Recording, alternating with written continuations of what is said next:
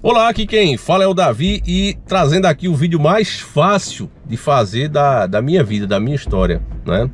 É um corte lá do Flow Podcast, né? Com o Igor 3K.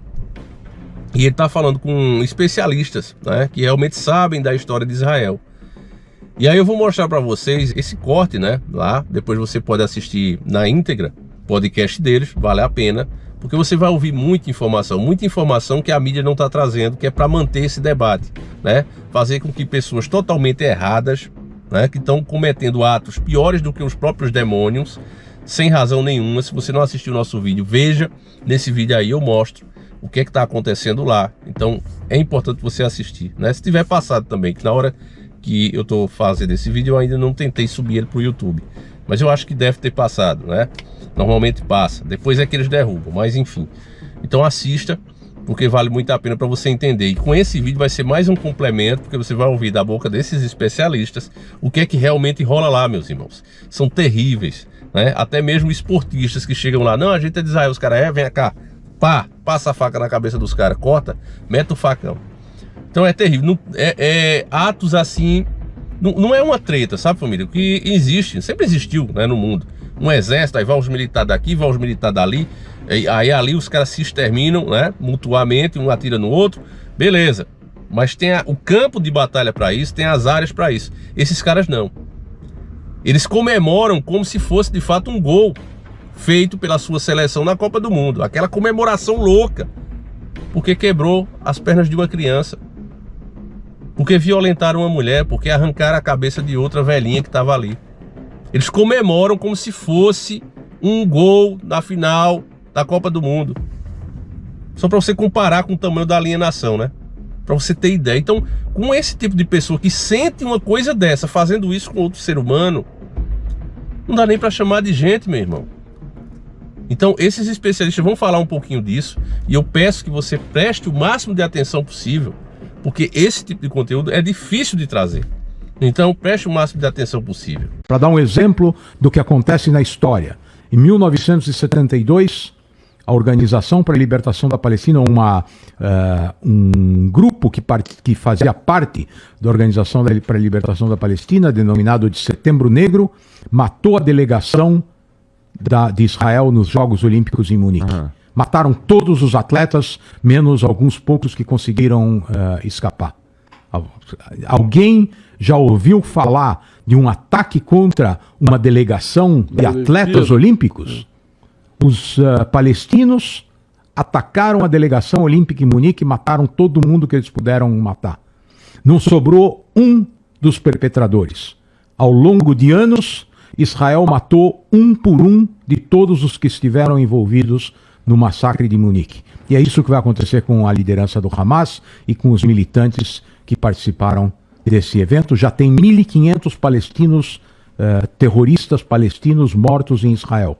Imaginem vocês quantos participaram dessa invasão, que a maioria provavelmente voltou para a faixa de Gaza, e o exército israelense já conseguiu encontrar 1.500 terroristas mortos no território israelense. Vocês imaginem o dilema das autoridades sanitárias israelenses, que tem que juntar esses cadáveres dos terroristas palestinos. Ninguém está cavando uma vala comum, jogando os cadáveres lá e ateando fogo a esses cadáveres. Esses cadáveres estão sendo reunidos para serem devolvidos para suas famílias. Então vocês imaginem um israelense que teve a mãe morta, a filha estuprada e o neto sequestrado, tendo que lidar com esses cadáveres dos terroristas palestinos.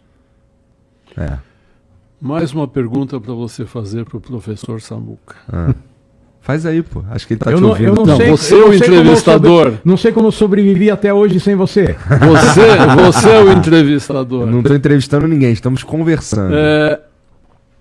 Por que essas esquerdas progressistas que defendem LGBT, defendem direitos das minorias, de fato. Né, defendem tudo isso? Israel é o único país onde tem parada gay, onde o homossexual tem todos os direitos. Tem uma galeraça lá LGBT, uma galeraça lá, em paz.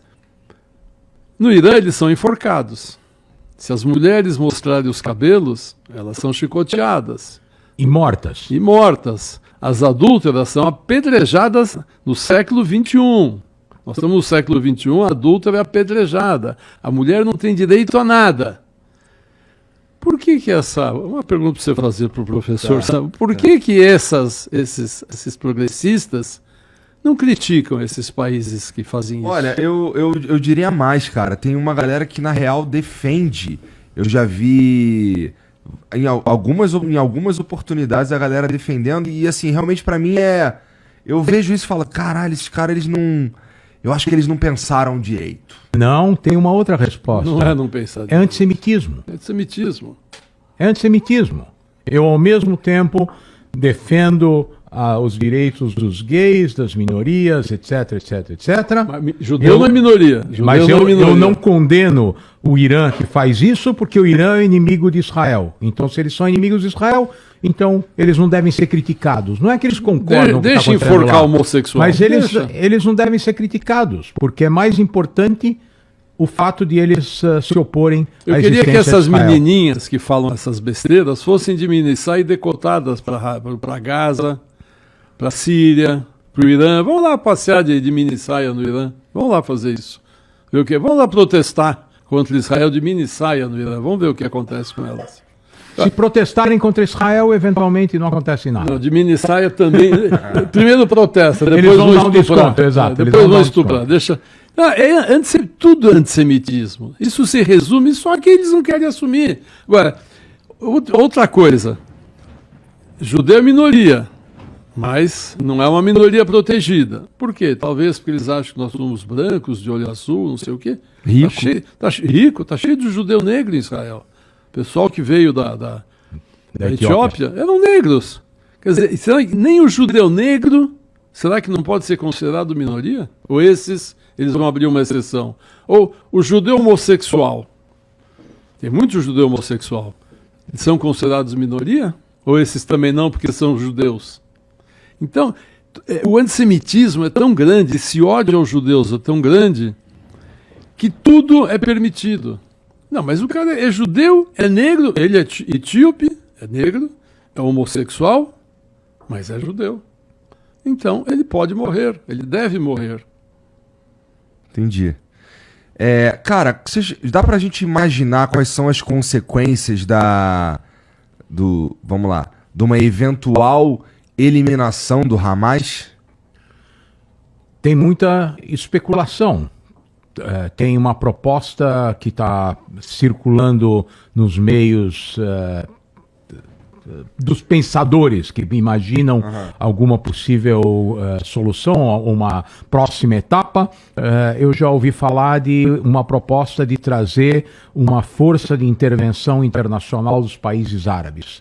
Uma vez que o Hamas tenha sido eliminado, colocar lá soldados egípcios, sauditas, dos Emirados Árabes, do Marrocos, criar uma força de intervenção que proteja a fronteira, ou que impeça que novos militantes ou militantes remanescentes, assumindo que os terroristas vão ser eliminados, pode continuar havendo militantes que se opõem à solução e bloquear as fronteiras, criar um cordão de separação, da mesma forma como as forças da ONU estiveram na fronteira entre o Egito e Israel até 1967, e levar de volta a autoridade palestina para administrar a faixa de Gaza. Lembrando que em 2005, Israel, que tinha colônias na faixa de Gaza, existiam 9.000 colonos israelenses que viviam na faixa de Gaza. Depois da guerra de 1967, Israel estabeleceu colônias agrícolas na faixa de Gaza, porque as colônias agrícolas sempre foram o primeiro bastião de defesa da fronteira israelense. E a faixa de Gaza, desde os tempos bíblicos, sempre foi a rota de entrada de exércitos hostis naquele território. É o único lugar da região que tem água. Então, para um exército se movimentar, precisa de água, os exércitos sempre passaram por lá. Então, se criaram colônias agrícolas, tinha 9.000 judeus que viviam lá, protegidos pelo exército israelense. Em 2005, o primeiro-ministro Ariel Sharon decidiu retirar todos os judeus da faixa de Gaza.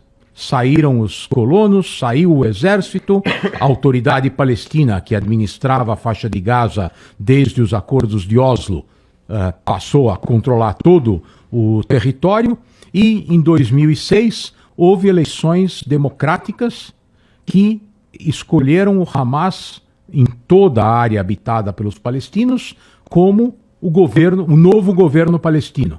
E em 2007 o Hamas deu um golpe de Estado e expulsou todos os elementos da autoridade palestina da faixa de Gaza. Não só expulsou, Matou, né?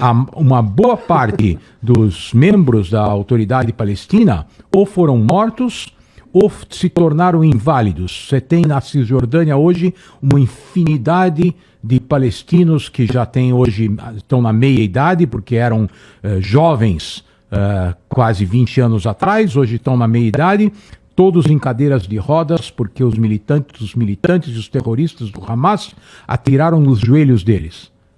Optaram por não matá-los, por torná-los inválidos para o resto da vida. Destruíram os joelhos deles com tiros. Então, Hamas não faz isso só com os judeus, fez isso com os seus irmãos palestinos que não concordavam com a sua doutrina fundamentalista islâmica. E desde então, é esse Hamas que administra a faixa de Gaza. Então, e a autoridade palestina não consegue ou não quer retomar não, essa a autoridade parte? palestina não consegue. Isso se transformou num conflito armado entre o Hamas e a autoridade palestina. E hoje a autoridade palestina está a dezenas de quilômetros de distância da faixa de Gaza. Eles estão em Ramallah, administrando a população palestina que vive na Cisjordânia, e o Hamas administra a faixa de Gaza. Por isso eu disse antes, Entendi. existe na prática Dois estados. um Estado administrado pelo Hamas na faixa de Gaza. Uma vez que o Hamas for eliminado, eventualmente pode se estabelecer uma nova forma de controle. Bom, meus irmãos, agora que você está mais ciente, né? Eu peço mais uma vez que você compartilhe esse vídeo, entenda, né, o perigo que é de a gente estar sempre batendo nessa tecla. Se puder aqui, né, se torne um membro desse canal, compartilha, deixa aquele like, o seu comentário ajuda também. Não pense que, vou só comentar aqui, vou estar babando o ovo, tem nada a ver com isso, meu irmão. Saiba que só o fato de você comentar, você está ajudando o alcance do vídeo. Se mais uma pessoa despertou, foi graças a você. E eu acho que o trabalho de todo cristão é esse, é sempre despertar mais um. Então, meus irmãos, eu também fiz um vídeo, tá lá no canal, no nosso canal 1, fazendo uma análise do filme A Rocha do Diabo.